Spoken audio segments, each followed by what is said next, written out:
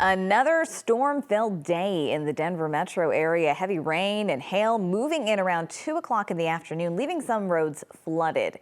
And that left some drivers stranded. Now, this was in Meridian Village. Crews had to bring in heavy machinery to move those chunks of ice off the roads. And thankfully, there is the calm after the storm, in the form, in this case, of a double rainbow in this photo that was taken in Arvada. Absolutely gorgeous sight. Thank you so much for joining us.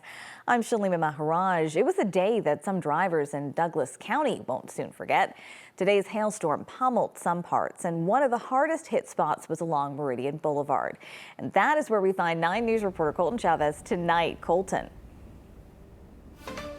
Shalima, I don't know how well any of you guys can see this right here, but there is still a ton of snow, I guess leftover hail in this section of Meridian, Shalima, like you were just talking about. It almost feels appropriate to be wearing my winter coat right now in the middle of August. In South Metro Fire, they say they responded to 7 different occasions of cars being stranded in intersections just like this one. And for one driver, they say it felt like a moment out of a Hollywood show.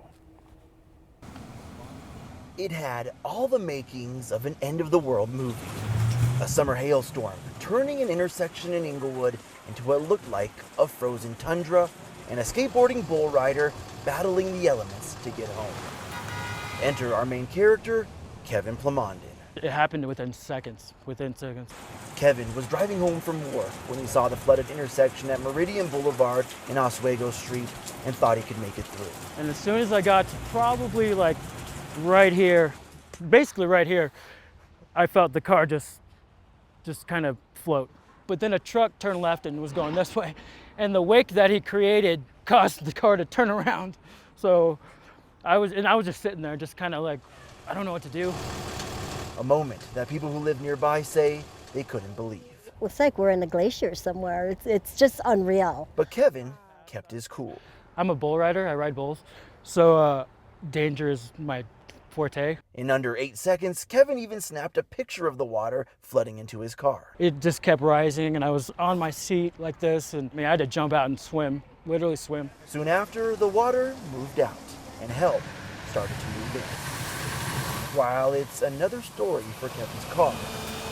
I did not think until it was too late, you know. Our main character says the end of this movie comes with a valuable lesson. But for future reference, it's like I should have just taken Lincoln, or you don't try and get yourself into a predicament where it's gonna turn into this. And for South Metro Fire and the Douglas County Sheriff's Office, they say this is just another opportunity to remind people that if you see any roads with any standing water, the best bet for you is just to turn around and find another route. Shalima, I know you heard in the package, we had our guy say he's a bull rider, so fear or danger is kind of his forte, but I think he would have rather saved his car than get into that. Absolutely. I mean, he is incredible, and we're just so glad that he is okay, and definitely some fantastic advice, important advice for everybody out there. Thanks so much for that, Colton.